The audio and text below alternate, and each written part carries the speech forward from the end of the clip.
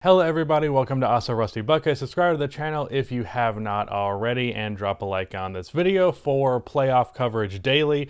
Actually, 2 videos a day. Today's video I'm going to be going over Hawks versus Knicks as well as briefly Wizards versus Sixers because I bowed out about halfway through the fourth quarter. And because these games were overlapping, the game that I was much more interested in, which was Hawks versus Knicks, when it came to watching when both games both teams were playing at the exact same time, like basketball was happening that second, I picked the Knicks. When you're trying to watch 2 games at once, there will be dead balls and timeouts and commercials and all that stuff where you can look at one screen versus the other, but sometimes it's at the same time, and I'm going to pick the Knicks versus Hawks game. So as a result, I probably watched about 60% of that game.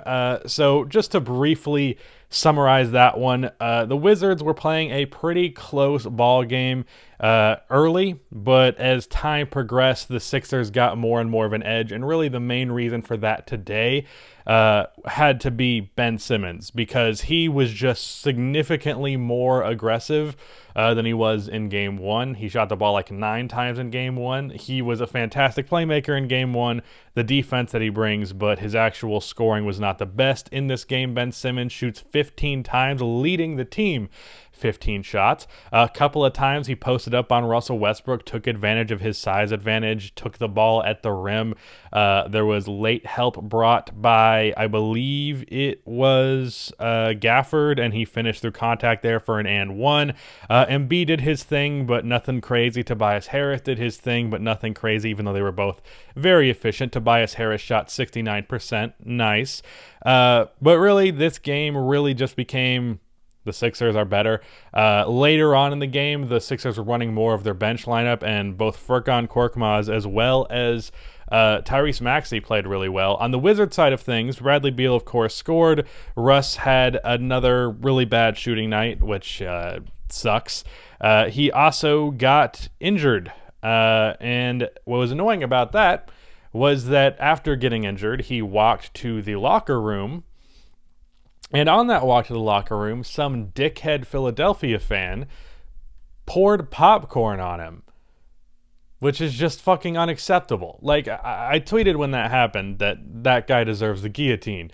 Obviously not really. That's a tad dramatic. But, actually, the action goes far beyond just pouring popcorn on him. It's that you just watched him get hurt, and then you just disrespected him as a human being to do that. That's the biggest problem when you see things like this. Whenever a fan does some outrageous shit to a player, it's because they're separating the player from the human being. And that is something that I have been annoyed by forever with sports. I made a video on this way back when Jeremy Lin was crying about his lack of being in the NBA, and people were giving him shit for it. I was like, this is a human being.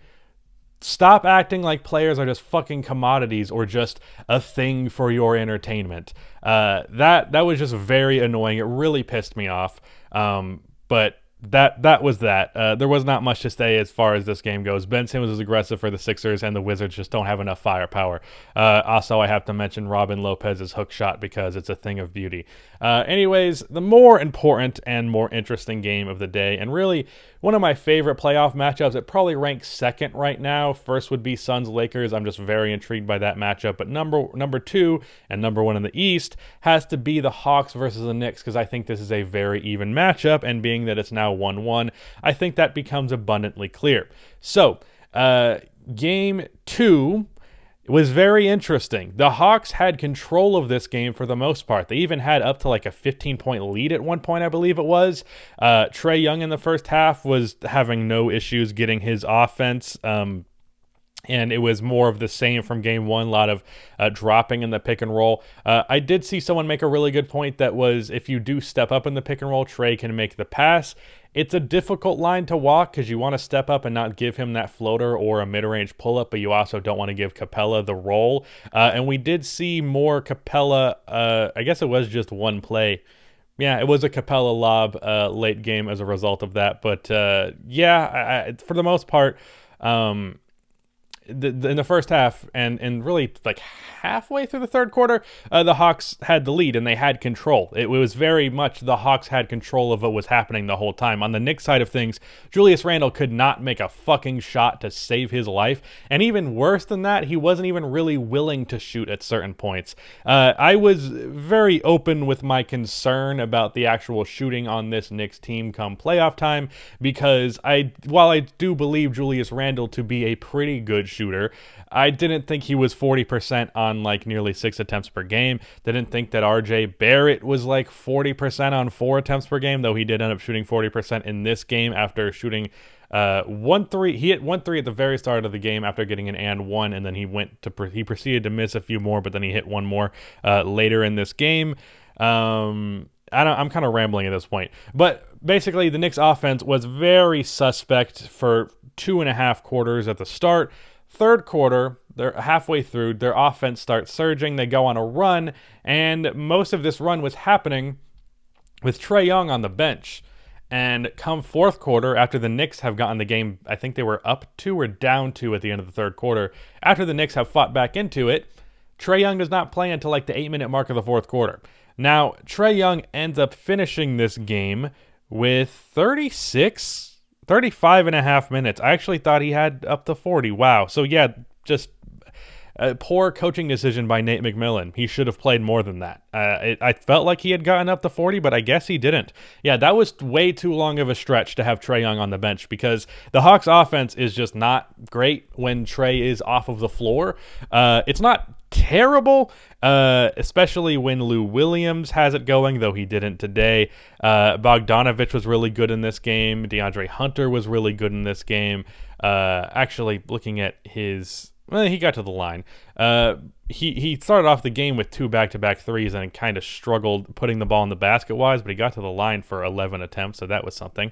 Yeah, for the most part, though, it was Trae Young's offense. And when he was sat for that stretch, the Hawks offense picked up steam. So it was the perfect storm against the Hawks, where the Knicks were figuring out their offense, and their offense was going to shit because Trae was off of the floor for like 6 minutes straight. So that was a questionable coaching decision by Nate McMillan. I will say Julius Randle overall, still not a good performance. I'm not going to just give him a pass completely because he was better in the second half. RJ Barrett did not have a good performance. Really, the only good performances I would say from this game on the Knicks side of things was Obi Toppin a little bit, though I still think he played more than he should have. Also, Taj Gibson, Derrick Rose, and Reggie Bullock hit a lot of really big shots in this game. Nothing to say outside of he just hit some big shots. There was 1 3 in particular that tied the game finally after a long stretch, and then also one late game that kind of made the lead bigger and gave them a bigger advantage. But really, this game chalked down to the fact that Trae sat for so long. I will say they were also a little bit better in the second half of defending Trae when he was on the floor. I'd say their pick and roll defense on him put a little bit more pressure. He missed a couple of floaters, like 2 or 3 of them. And that was just because I think they actually made them feel their defense. There was one loose ball play where Trae had the ball and they like wrapped him up and it was a foul, but like making Trae feel your physicality is not a bad idea. Like, don't assault somebody, but make them feel your defense. This was a strategy that the Cavaliers did with the Warriors in 2016. They made Steph Curry feel their defense. Now, he was also injured to begin with, which should not help, but I do definitely believe that just roughing him up had a big impact on the series. And I think especially with a smaller guy like that, make him know that if he goes into the paint, he's getting knocked on his ass, not all this other shit. So yeah, really the Hawks offense just struggled to produce outside of Bogdanovich and Trae. And when he was on the bench, game was kind of over.